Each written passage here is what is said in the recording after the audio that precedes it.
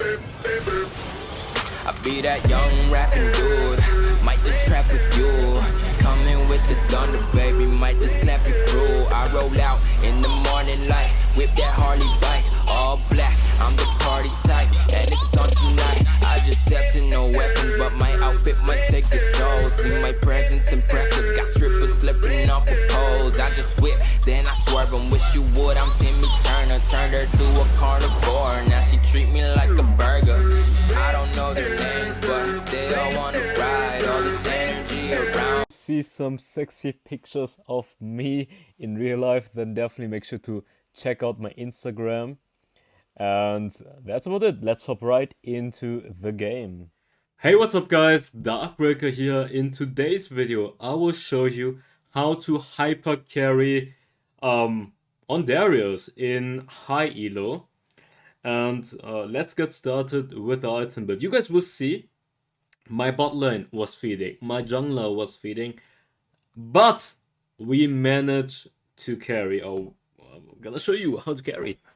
But anyways, let's get started. For the item build, core item number one is definitely Black Cleaver. I think the opinion differs. Some people like to go for the Trinity Force. I mean, it can be really good as well. It's really up to you what you prefer, because Black Cleaver makes you more tanky in team fights compared to a Trinity Force. So it really depends on your team composition, whether or not you need the frontline. For example, if you have a lot of frontline and you are not the main tank, then you can definitely go for the Trinity Force. If you guys need more damage or you want to build Darius with more damage, both options are fine. In this game, we didn't have the frontline, so that's why I used or went for the Black Cleaver. It gives you HP, attack damage, ability haste, provides armor shred onto opponents, and on top of that, the rage passive, when you hit an opponent, you will get extra movement speed. After that, Deadman's Blade, a really important item on Darius for the extra movement speed, so you can gap close, especially against the team comp I was playing. They had a lot of mobility. Then Deadman's Blade is a must-have. But what you guys definitely need to consider when you're playing Darius is that you try to pick him against a lot of melee champions with not that much mobility, because then you will get kited and it's gonna be really hard. And I was like, I want a Darius gameplay, so I would just YOLO and still go for it. But usually you should not go for it.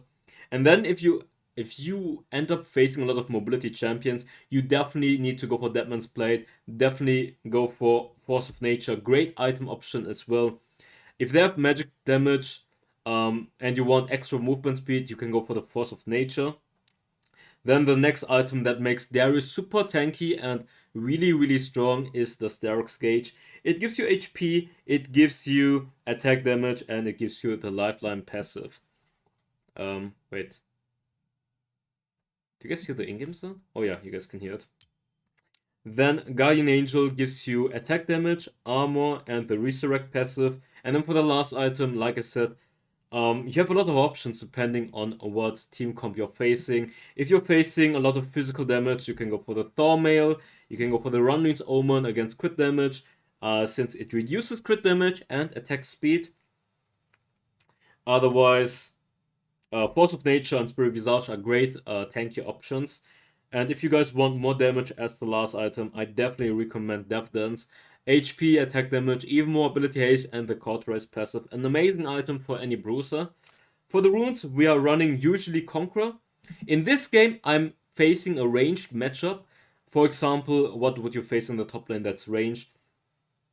Let's say Teemo, Vayne, Lucian. In this game, somehow I was against Draven. And I thought I was against Vayne, to be honest. That's why I was like, let's go for the fleet footwork.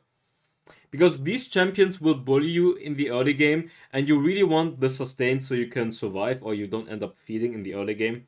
So that's why I went in this game for fleet footwork, but 95% of the other times I would always go for the Conqueror. I guess against Fiora you could go fleet footwork, but otherwise I would always go for Conqueror against almost any matchup. Then, I should have went for Triumph.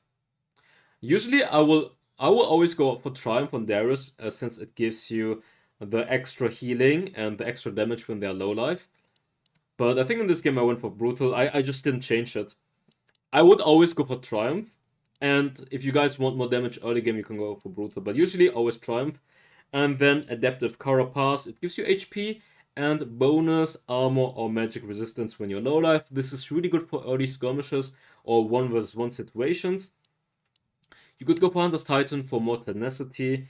And then otherwise Sweet Tooth for extra healing and extra gold from the Honey Fruit.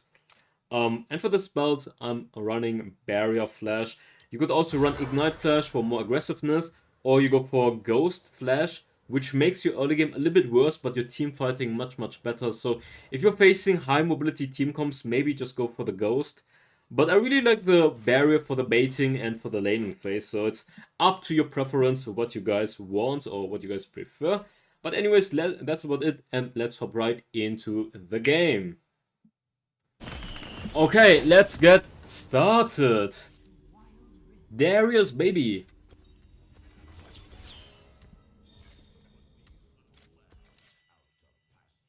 So the clickbait title will be...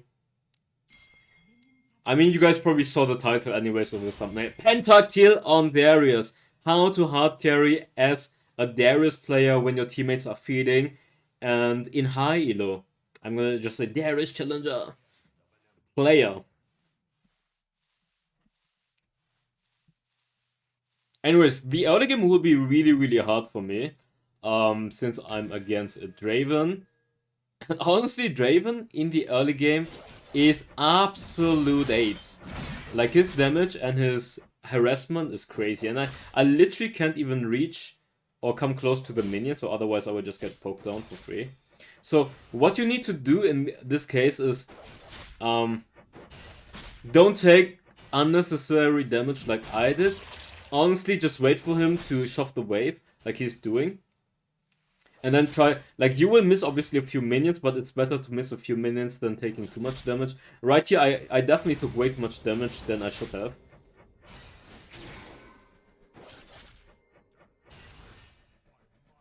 So yeah, you want the wave to crash in, and then you try to farm. And maybe try to hook him when he comes too close or plays too aggressive. And right now he's playing super aggressive, and I think I will try to ping the Jax for gank. I don't know why he's so slow, to be honest. He's 4 camps, and now he is at blue buff at 125. He's really slow. Okay, I tried to hit him. He's just using his second ability to kite me.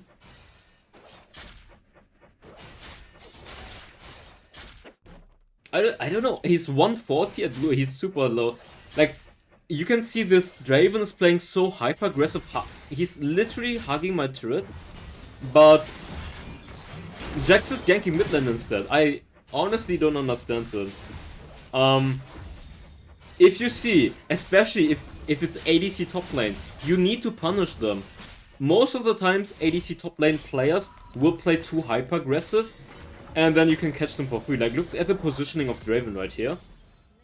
So instead of ganking top lane for free, he went to the bot side and he just ended up dying. So, really bad decision making by the Jax, to be honest. I mean, obviously we could have played the laning phase a little bit more safer and not take too much damage. But at the same time, it's the jungler's job to punish people that play way too aggressive, especially ADC top lane. Let's say, for example, it's Vayne top lane. You always want to punish her, otherwise she will bully the top lane super hard. And at the same time, ADC top lanes are very easy to punish and to kill. So what you want to do actually is, now that I'm level 5, I think I have maybe the all-in potential. Galio is pinging. I'll try to hook him. Slow him down. He's gonna flash over. I'm gonna try to get 5 stacks. One more auto attack, ultimate. But he takes the plan and he actually survives. So, really unfortunate, to be honest. I thought maybe I can burst him down, but the plan saved him. So, where was I? You wanna play around the second ability. When the second ability is on cooldown, you will just try to kill him, because his kiting potential is all on his second ability. So when he doesn't have the second ability and you grab him, you can very easily kill him. Now he's low life. And what I will try to do now is shove the wave and then try to dive them. Maybe Zed is moving, but I'm not sure. I don't think Zed is coming. Okay. Boom. And now if he's still here, I will try... Okay. He's still here, he's low life, I still have barrier, so I'm just gonna try to pull him. Bam bam, out of deck, second ability, first ability, and he dies and we get the kill. I think the moment you're starting to win is definitely after level 5. I think they're all on Inferno, so I'm just gonna shove this wave. Get some extra gold. Get the Protobelt so I can chase him easier down. Get the Phage.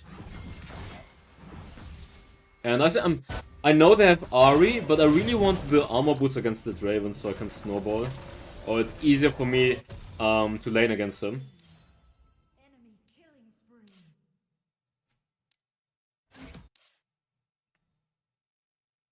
But yeah, definitely pre-5, before level 5, try to hack the turret. Don't take as much there. Don't take 3 damage like I did. I could have played it definitely much better. But then, when he's out of position, when he's wasting his second ability, then, as you guys can see with the Protobelt, it's super easy to chase him right now. When he's ultimate, he's low life, and first ability, boom, we get that kill. So the moment you have the armor boots, you have the Protobelt, that's the moment you can just keep running the opponent down. So right now, 2 kills for us, and I'm gonna try to get the first turret. Because you can see, I get 150 gold per plate, and then first turret gold, let's see. I think it's 250, and that's for everyone. Okay, let's see again, let's pay attention. I'm not sure about the number anymore. Oh, I got 300 gold for the turret and 100 gold for everyone. Never mind. But that's 400 gold, 550, 600 gold just by taking the turret for me. So look, right now I have a 2k gold lead on the Draven. Even though he started 500 gold on ahead on me. That Ezreal is trolling, by the way. I don't know what he was trying. I thought Draven might go for the Inferno. He is not. I'm gonna shock the wave, so they need to defend it. Maybe that's gonna help. And now I will try to kill the Draven again. It's really overextended right here. I think what he's thinking is, okay, Darius is probably going for Inferno, so he's gonna try to get the first shot. I'm just gonna Protobelt, and now flash over so I can secure the kill at least. Boom, we get the kill. Enemy get the Inferno. We lose the top turret though. So me roaming for the mid lane was maybe not the best idea. The main idea was actually I would push mid wave and then group for Inferno. But then I saw, okay, Draven is still pushing the top lane. I thought he would group for Inferno. Because usually top lane players like or tend to group for the Inferno, but he didn't want to, so I was like, okay, let's kill him and protect our turret. But he actually took the turret so quickly, even though it was almost full life.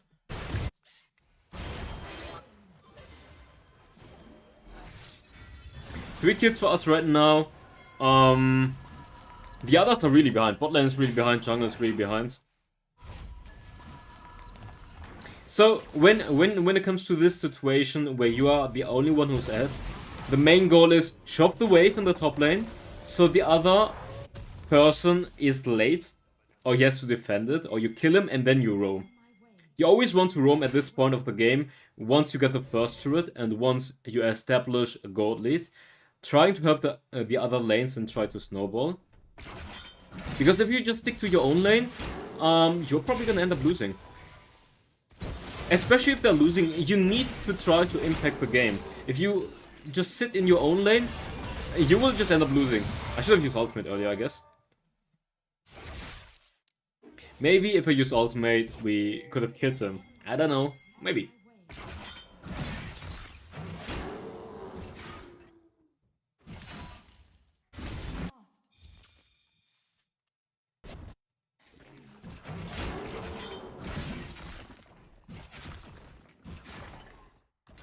Test? Okay. I'm gonna take one camp, gonna push the top wave, and then I'm gonna reset. I know Zed is on red buff, but the others are nearby, so I really don't want to fight this out. Okay, let's back off. Reset, there are 4 people topside, so let's better back off right here. I think Jax can take the bot turret, and he still has the Herald. Right now, 0-2 and 0-6. 0-2 jungle and 0-6 bot lane. That's a typical top lane life, by the way. Every single game when you're playing top life, most of the times the bot lanes are the one overfeeding, okay? Ahri did have to use her ultimate though. That's pretty good for just pro to build. Okay, this guy's getting caught. Bam, ultimate, I got the reset. Let's go for the Vayne. Okay, ultimate, boom, we got the double kill. Gonna flash over, ultimate, triple kill. Darius against Zed. Bam bam, ultimate, we get another kill, quad kill for us. Where is Thresh?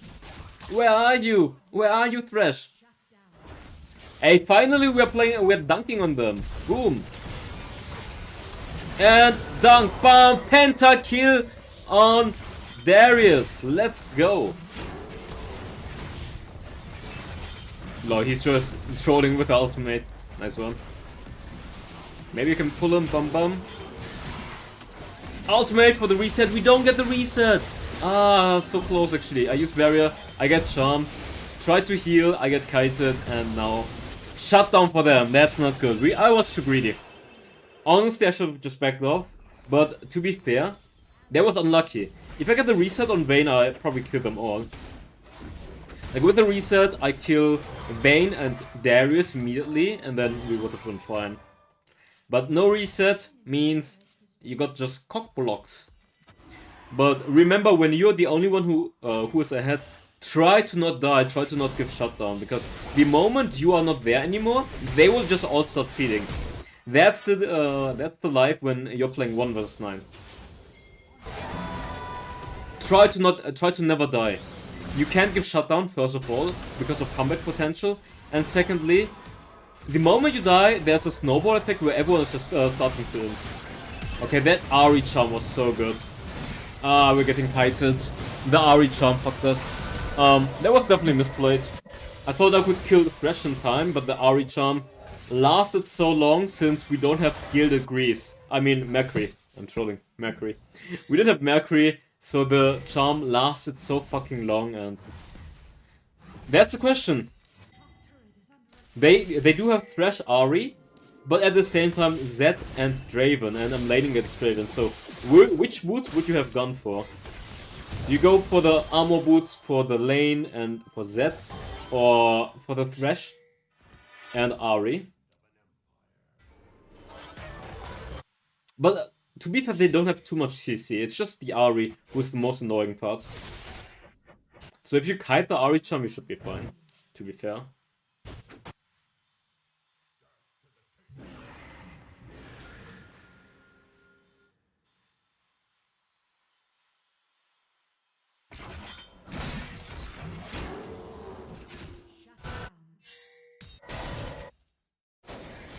Roam. Okay, they're dead. I'm like, never mind. I'm heading out. I'm gonna farm topside. Remember, focus on farming. Like even when like the downside of you having to carry is you need to roam to help them out, so that you kind of neglect farming, but at the same time you still need to keep up your farm. Best case, 1k gold per minute, GPM of 1k. Even if you keep joining, you still need to focus on farming. So if you are minute 13, you should have 13k gold. That's the optimal case. If you have like 850, that's also good, to be fair. But boom, boom. Let's say between 850 is pretty good. By the way, I meant to use the third ability. I misclicked. I meant to use the third ability right there, so I wasted ultimate. Where was I? Yeah, 800 is really, really good. I think majority of players really have low GPM. So if you hit 800, that's good. If you're already at 800, try to get 900 or 1k per game.